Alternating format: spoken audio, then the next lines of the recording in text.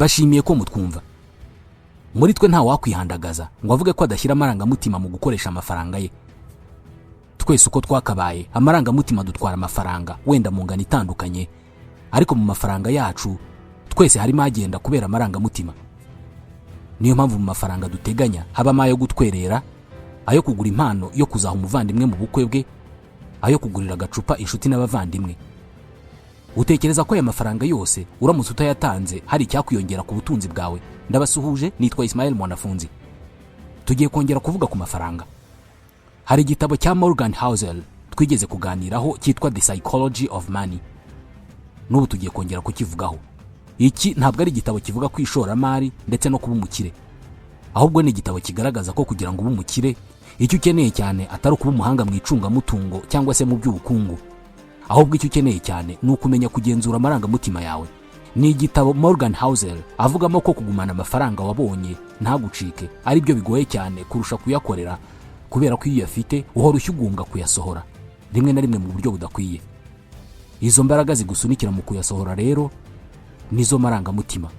Izi mbaraga nizo zikubwira ko ukeneye imodoka kandi mu by'ukuri utarabuze uko ugenda. Nizo zikubwira ko ukeneye inkweto zigezweho kandi ubizi neza ko ukeneye n'umuceri.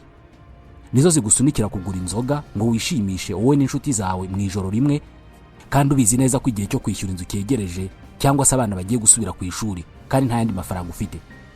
Izi ni imbaraga z'amarangamutima mu mikoreshereze y'amafaranga. Uyu munsi rero tugiye kuvuga ku buryo ubwonko bwacu buturwanya bugahungabanya gahunda n'imigambi yose tuba dufite yo gukira cyangwa se gutera imbere mu mikoro. Niba wibuka neza, mu ntangiriro z'uyu mwaka wari wihaye intego ko uyu mwaka uzajya kurangira amikoro yawe yarazamutse, waraguze ikibanza, business yawe yarateye imbere cyane. Niba bigeze aha utarabigeraho, birashoboka cyane ko ubwonko bwawe aribwo bwakurwanyije.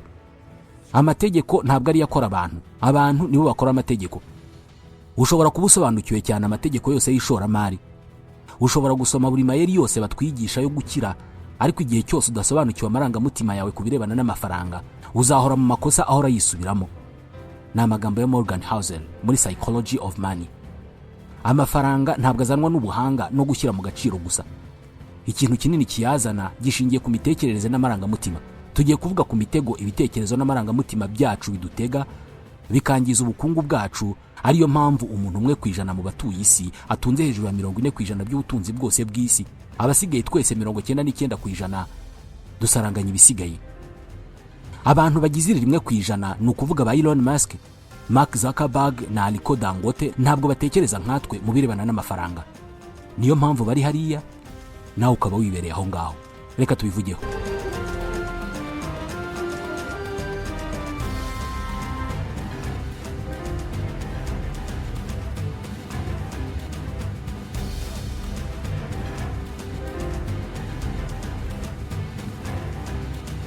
Nawe iyo ubonye amafaranga menshi, niyo yaba ari umushahara wawe, ugira ibyishimo bituma wumva ushaka ibintu utari gushaka mu minsi 2 mbere yo kuyabona. Ntabwo uri wenyine, ibi ngibi biba kuri buri wese muri twe.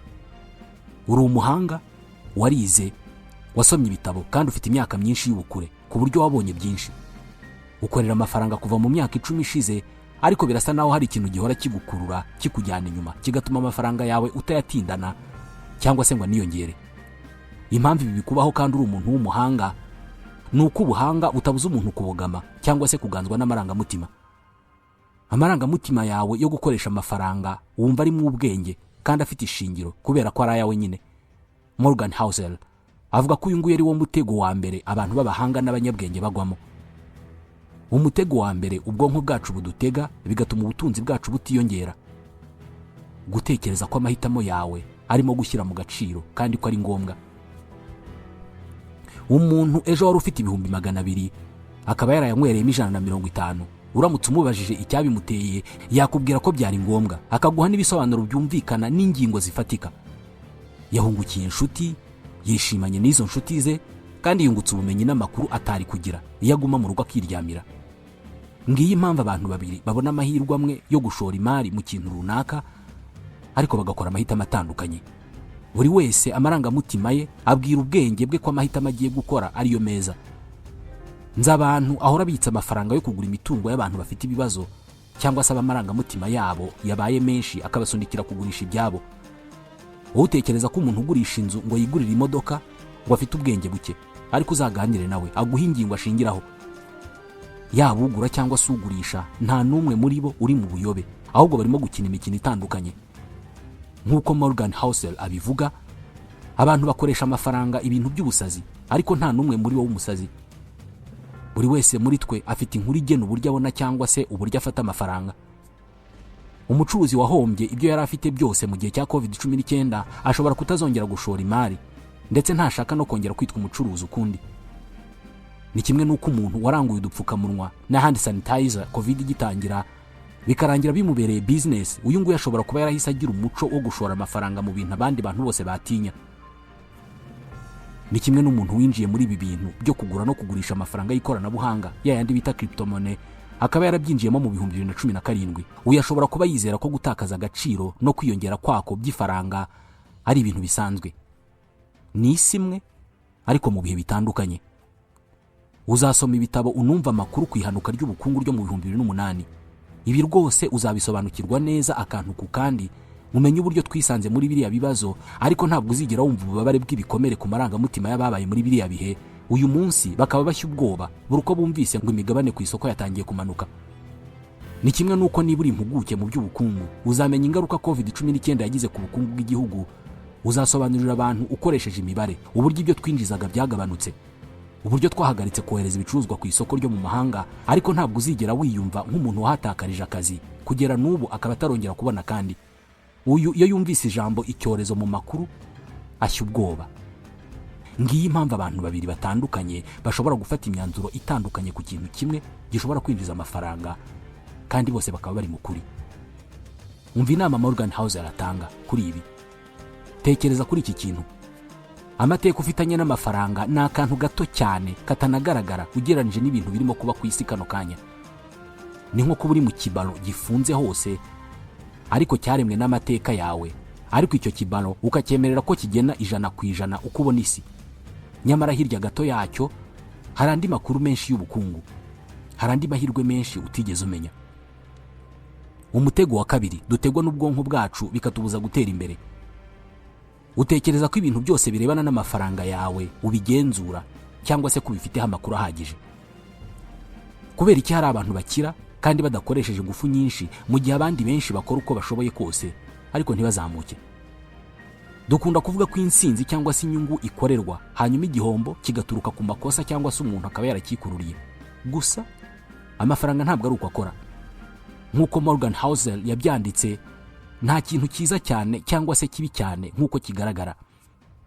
Inyuma ya buri nkuru yo kunguka cyangwa se yo guhomba haba hari uruhurirane rw'umurava, amahirwe no gutinyuka gukora ibyo benshi batinya, gufata risk niko babyita.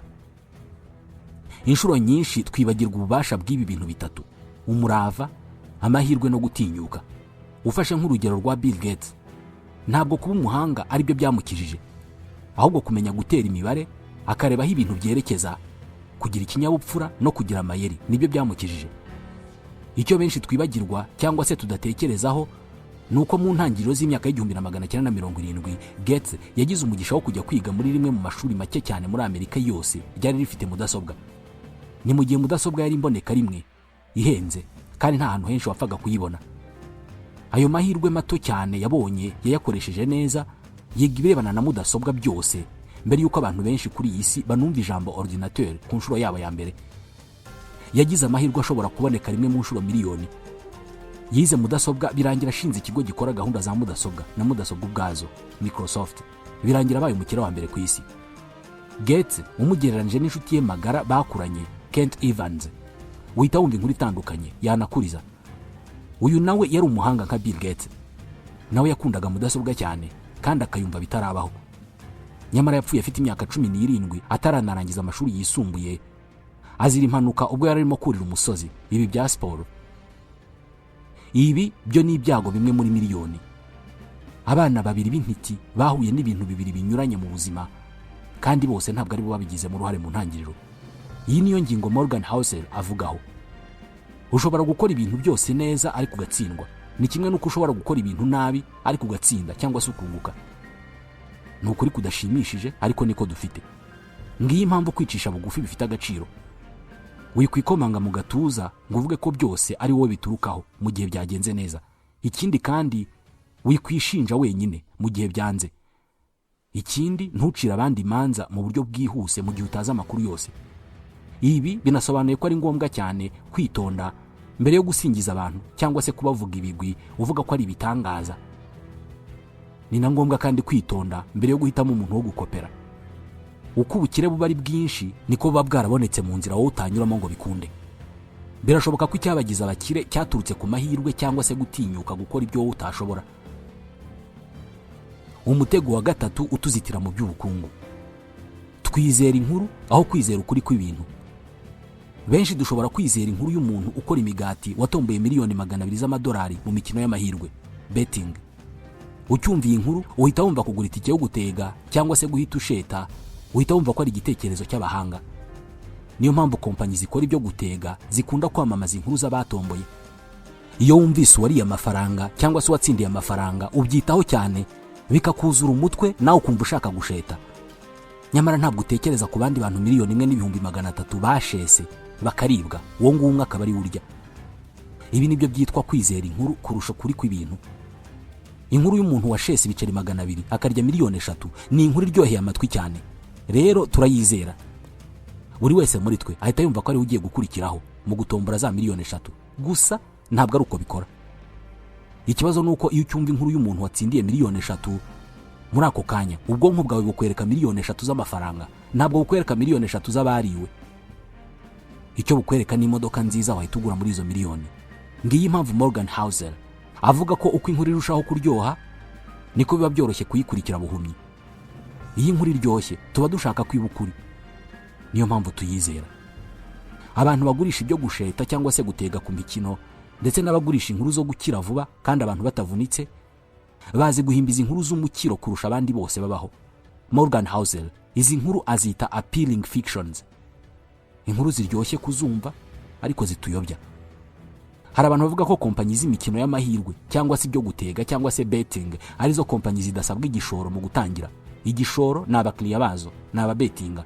Gusa izi appealing fiction Housel avuga ntabwo ziba mu bagurisha imikino y'amahirwe no gutega gusa. Buri gihe inkuru nk'izi ziduta mu mutego buri uko tugiye gusohora amafaranga yacu cyangwa se mu gihe dushaka kuzigama. Inkuru nk'izi ntabwo zibura kudukura mu murongo. Mu mpera z'umwaka wa 2021 byari bimeze nk'aho buri wese yararimo kuba umukire abikesha kugura no kugurisha amafaranga y'ikoranabuhanga, crypto money. Abaturanyi bacu, abantu bo kuri TikTok bose bavugaga uburyo bashoye muri aya mafaranga kandi ko barimo gukira. Ku isi hari miliyoni z'amafaranga yaguzwe n'abantu aya ngaya ya crypto money.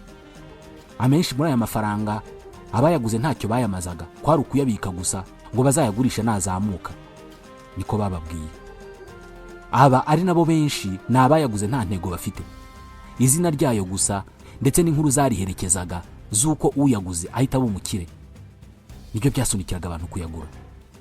Umva inkuru babwirwaga: yagure hakiri kare, aya mahirwe ntagucike. Abantu ntabwo baguze inyungu y'ahazaza. Icyo baguze ni inkuru z'aba influencer zibabwira ko ubukire burimo kuza mu cyerekezo cyabo kandi ko butazatinda. Ibyiza no kubufata hakiri kare kubera ko mu kwezi gutaha abandi bazaba batangire kurira mu myotsi. Ikibazo nuko mu 2022 ya nkuru y'umukiro yatangiye gusenyuka. Ya mafaranga abantu baguze atangira kuburirwa irengero. Imishinga itangira kuvaho. Miliyari abantu bashoye ziragenda mu kanya gato cyane. Nyamara ibimenyetso by'uko ari icyuka byari bihari kuva mu ntangiriro, ariko inkuru zari zibiherekeje zari ziryoshye cyane ku buryo amarangamutima yacu atari kuzihanganira. Ngiyi impamvu Morgan Housel asaba abantu kwitonda cyane cyane iyi nkuru iryoshye cyane. Ibyiza buri gihe ni ukwibaza utese ibi bintu birimo imibare cyangwa ni ibigizwe no kwifuza gusa. Ese mbyizeye kubera ko ari byo cyangwa nuko nshaka ko biba byo? Ibi ni ukubera ko mu birebana n'amafaranga ndetse no mu bindi byose bisigaye inkuru zigira ingaruka nyinshi ntabwo ari ibinyoma, ahubwo ni ukuri kutuzuye ariko kuryoshye cyane. Ntitukwibazaho ibibazo. Umutego wa 4: utekereza ko ushobora gukora byose. Iyo dushaka gutera imbere dukora imigambi nk'imashini, ariko nyamara turi abantu. Imashini ntabwo zikuka umutima iyo ibibazo bije, nta nubwo zigereranya hagati yazo, ariko twebwe ibyo turabikora. Ujya uhangayika bikabije kandi ujya ushidikanya. niba plan cyangwa se umugambi urimo utegura udateganyamo ko hari igihe ibingibi bizakubaho, uwo mugambi ntabwo uzamara igihe kirekire, ntabwo uzarokoka ubuzima bwa nyabwo. Niyo mpamvu Morgan Housel avuga ati kugerageza gushyira mu gaciro biruta kure cyane gushyiramo ubwenge, kubera ko gushyira mu gaciro biraramba, kandi kuramba nibyo byubaka ubukire mu gihe kirekire. Nko mu ishoramari, business yateguranywe gushyira mu gaciro, ugategura ko hari igihe bitanagenda neza, bituma iyo bitagenze neza udahungabana cyane, bituma wowe ukomeza urugendo mu gihe abandi bose barimo guta umutwe. Ufashe nk'urugero ku isoko ry'imari n'imigabane, uhereye mu mateka bivugwa ko ubu bucuruzi buzana inyungu ya 68% y'igishoro mu mwaka umwe, 88% mu myaka 10, ubundi bikazazana inyungu 100% mu myaka 20. Iyi ni inyungu ibonwa n'umuntu ubasha kumara iyi myaka yose akiri muri iyi business. Iki ni nacyo gice kigoye. Ushobora gutekereza ubucuruzi ukabutegura neza ukoresheje imibare, ukabona ko buzagenda, ariko ugitangira ugahita utangira guhomba. Ese wabugumamo cyangwa watangira guhindura imikorere ukaba wanabivamo? Bitekerezwa ko ikibazo gikomeye cyane mu by'amafaranga atari ukubura ubumenyi, ahubwo ni ukudashobora guhangana n'amarangamutima yawe. Kuri iki kintu Morgan Housel aragira ati ntabwo uhomba amafaranga kubera kuri injiji, uyahomba kubera ko isi yuzuye urusaku, hanyuma amarangamutima yawe agahitamo kurutega amatwi. Kugeza igihe uzamenyera ko amarangamutima yawe ari yarimo kugenzura byose, uzakomeza kwitiranya ibintu usunikirwa gukora nayo, ubyitiranye n'ingamba z'ubuhanga. Umutego wa 5, wiruka ku bintu birenze ibyo ukeneye. Hari abantu benshi bashyira ubukungu bwabo mu kaga kubera kwirukira byinshi, icyubahiro, gukundwa n'abantu cyangwa se kuvugwa neza. Morgan Housel yaranditse ati nta mpamvu yo gushyira mu kaga ibyo ufite kandi ukeneye, wiruka inyuma y'ibyo udafite kandi udakeneye. Hanyuma kubera icyo abantu batunze byinshi bemera gushyira mu kaga ibyo batunze byose bashaka kongera. Reka dufate urugero rwa Sam Bankman-Fried. Mu mwaka wa 2021 yari afite imyaka 29 y'amavuko. Yari atunze miliyari zirenga 20 z'amadolari. Kompanyi ye ya FTX icyo gihe yari iya kabiri ku isi muri kompanyi zikomeye ku isi yose mu kuvunja amafaranga yo mu ikoranabuhanga. Itangazamakuru ryari ryaratangiye kumwita Warren Buffett w'ahazaza. Abanyapolitike bari basigaye bamusoma ku kiganza. Ibyamamare byinshi byari bimushyigikiye. Yari umwe mu bajene ba mbere iyi si yari ifite, bari batunze za miliyari barazikobokeye. Nyamara kandi ubwo yari agitangira, isi yari imutegereje. Gusa inyuma aho tutareba, muri business ye yararimo avanga amafaranga y'abakiriya. Ibi ngibi yabikoraga atagamije gushaka imibereho cyangwa se gutunga umuryango we, yari umuherwe. Ahubwo yabikoraga ngo arusheho kubona menshi. Yashakaga byinshi mu kugenzura isi, byinshi mu kubahwa, byinshi mu kuririmba imihanda yose. Inafu cyangwa se ijambo birahagije ntabwo ryashoboraga kumwinjira mu mutwe. Muri business ye yo kuvunja yananyuzagamo agakora yeza ndonke n'ibindi bikorwa bigamije kurushaho kunguka, ariko birimo uburiganya. Byarangiye ubwami bwe bwa miliyari 20 z'amadolari burindimutse. N'uyu munsi aracyari muri gereza aho agomba kumara imyaka 25 afungiranye kubera kumva ko miliyari 20 zidahagije. Izi nizo ngaruka zikitwa never enough, kutanyurwa. Uyu ni umutego ukomeye cyane, kandi abenshi muri twe ntabwo tumenya ko twafashwe, cyane cyane muri isi ya none y'ikoranabuhanga aho buri wese abazi ibyo buri wese atunze. Uba winjiza amafaranga menshi kugeza igihe uhuriye n'umuntu winjiza menshi cyane. Ugura imodoka nziza, ejo ugahura n'undi muntu ufite imodoka nziza cyane cyangwa se anafite ebyiri. Wishimira ibyo umaze kugeraho, kugera igihe ugiriye ku mbuga nkoranyambaga ukahabona abantu bakwibutsa ko ntacyo wakoze mu buzima bwawe bwose, ko ibyo uvuga ko wagezeho bo babihereyeho kera cyane mu myaka myinshi ishize. Kwigereranya ni ikintu kidahagarara. Uko utunga byinshi niko umurongo w'ibyifuzo uzamuka. Umufilozofe witwa Bertrand Russell yarabyoroheje ati kurokoka ibyifuzo ntabwo bishoboka ukoresheje insinzi. N'ibihangange byabaye kuri iyi si ntabwo byari bikingiye kuri iyi ngingo irebana no kwifuza. Napoleon yifuzaga kumera nka César. César yifuzaga kumera nka Alexandre. Alexandre yifuzaga kumera nka Hercule utaranabayeho. Nuwo mu migani n'ibitekerezo. Nguku uko uyu mukino wo kwifuza utagira iherezo. Umukino wo kwifuza ubyara irushanwa ridashobora kugira iherezo, kandi uko uzamuka hejuru cyane niko uramutse uhanutse wakwisekura hasi cyane ku buryo utarokoka. Nyamara iyi ntego zawe ari ubwenge, amahoro n'ibyishimo, Insinzi yawe iba kumenya igihe cyo guhagarikira gukomeza kuzamuka. Insinzi yawe iba kumenya igihe uhagarikira umukino. Ibi ntabwo ari uguhagarika guhangana, ahubwo ni ukumenya ko atari byiza kugurana ibifite agaciro ushaka ibidafite agaciro. Ni byiza ko buri muntu asobanukirwa iki jambo birahagije rivuze kuri we. Ukwiye guca umurongo, nuwugeraho ufungiraho urinde ibyo wamaze kugeraho. Morgan Housel avuga ko ubutunzi buruta ubundi bwose atari amafaranga, ahubwo ni amahoro yo mu mutima, kandi nta mubare wa za miliyoni z'amafaranga ubaho ushobora kuguranwa amahoro yo mu mutima. Umutego wa 6: utekereza ko ibintu bizatuma bagukunda bakanakubaha. Twese dushaka ko badutangarira. Hari urwego tugeraho tugatangira gutekereza tuti ningurira modoka nziza, nkambara isaha nziza, nkataha mu nzu nziza, abantu bazantangarira, bose bifuze kubaho nkanjye. Morgan Housel avuga ko atari uko bikora. Umva uko avuga: nta muntu n'umwe ushamadukira ibyo bintu utunze nk'uko wowe bishamadukira. Iyo umuntu abonye imodoka ya Ferrari mu muhanda, ntabwo ikintu cya mbere kimuza mu mutwe ari uriya muntu utwaye iriya modoka yarahiriwe.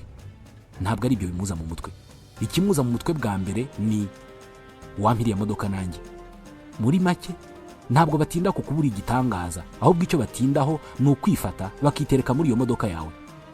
Morgan Housel yabyise man in the car paradox. Tugura ibintu biduhenze dushaka gukurura abantu birangira batanatwitayeho. Housel abisobanura neza: ubutunzi bwacu buhinduka indorerwamo abantu bareberamo ibyifuzo byabo byo gukundwa no gutangarirwa.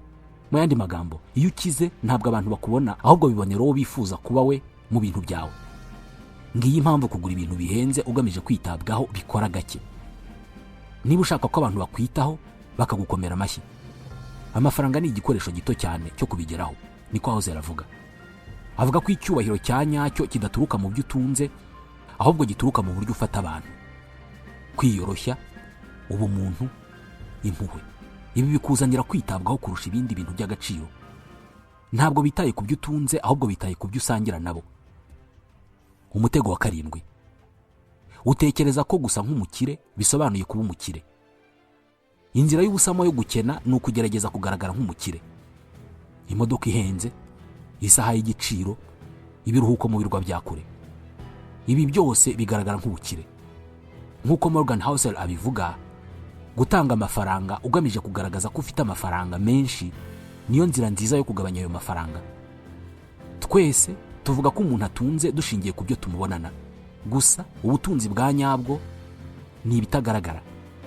Iyo ubonye umuntu atwaye imodoka ya miliyoni 100 z'amanyarwanda, uhita ubona ko uwo muntu akize. Gusa icyo utabona ni inguzanyo yafashe ngo ayigure, ni umuhangayiko afite, ndetse n'igitutu ahoraho ngo duhore tubona ko akize. Housel abisobanura neza: ubukire ni umutungo uba utarahindurwa mu bintu tubonesha amaso. Ni ubuntu ugirira abantu bababaye iyo utaratangira kubugurisha ngo utangire kujya wishyuza. Ni ubunyangamugayo ugira iyo utaratangira kubona ko wabubyaza amafaranga. Kugaragara nk'umukire bisaba gushora amafaranga. Kuba umukire byo ni ukudashora amafaranga. Ni amafaranga udashora mu guhinduranya imodoka buri mwaka. Ni amafaranga udashora mu kugura ibintu byo kwerekana kuri Instagram. Ni amafaranga udatanga ubabaye ugamije kwiyumva nk'umuntu wagezeyo kandi byahe. Ubukire ntabwo busakuza, ahubwo ni ibiguha ubwigenge, igihe n'amahoro yo mu mutima. Morgan Housel agaragaza ko ibyemezo bibi byinshi bibaho mu ishoramari bituruka mu kugerageza kugaragara nk'umukire aho kugerageza kuba umukire. Ibi ni ukubera ko kugaragara nk'umukire bikurura abantu bakakwitaho, ariko kubaka ubutunzi byo bikorwa bucece. Nta muntu ugukomera amashyi iyo buri kwezi ushora amafaranga ahantu runaka. Nta muntu ugukomera amashyi iyo hasohotse iPhone 17 wowe ukagumana iPhone 7 yawe. Izi nizo ntambwe zubaka ubutunzi buramba. Muri make, niba ushaka kubaka ubutunzi bwa nyabwo, ihanganyire kutagaragara nk'umukire. Umutego wa 8: wigarurirwa n'ubwoba bwiyambitse umwambaro w'ubwenge. Buri gihe amakuru mabi niyo akurura abantu benshi. Yumvikanisha ko ibintu byihutirwa kandi ko ari ingirakamaro. Bwira abantu ko ubukungu bugiye guhanantuka, bazakumva. Babwire ko bugiye kuzamuka buhoro buhoro mu gihe cy'imyaka 20, urebe uburyo bakuvaho umwe inyuma y'undi. Uyu ni wo mutego w'ibyitwa pessimism. kubona ibintu bibi gusa. Morgan Housel abivuga neza. Amagambo y'icyizere buri gihe yumvikana nk'aho urimo gutaka igicuruzwa.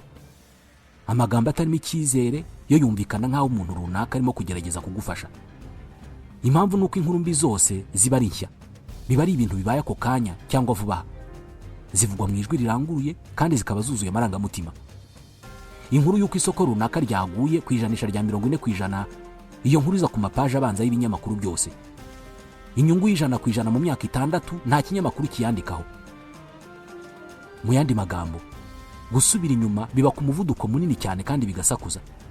Gutera imbere biba gahoro gahoro kandi bucece. Niyo mpamvu amagambo atarimo icyizere akurura abantu nubwo yaba atari ukuri. Ni mu gihe amagambo y'icyizere yumvikanamo ubupfayongo. Gusa guhora ubona ibintu mu isura nziza ndetse no kugira icyizere ntabwo buri gihe ari ubupfayongo. Nta nubwo ari ukwirengagiza ko hari ibibazo. Ni uguteganya ibibazo ariko icyarimwe ukaba wizeye ko ibintu bizatungana mu gihe kirekire kiri imbere. Morgan Housel abyita guteganya ko ibintu bizaba bibi ukazatungurwa nuko bigenze neza. Iyi myumvire nigumisha mu bikorwa abashoramari b'abahanga. Buri gihe wishinze kumva inkuru mbi zose zivugwa, washya ubwoba, wahangayika ukagurisha ibyawe hakiri kare, bikarangira uretse bumwe mu buryo bwashoboraga kuzakora iyo wemera gutegereza gato. Tekinike yo gukoresha ni imwe nikoreshwa na za kamera yitwa zoom out. Reba imbere mu binyacumi by'imyaka apana iminsi. Uku niko bamwe bamenye ko hazaza ari heza. Ubwo tuvuze iby'ahazaza, reka ikiganiro nk'iki nanone tuzagikomeza ubutaha. Nitwa Ismael Mwanafunzi, ndabashimiye.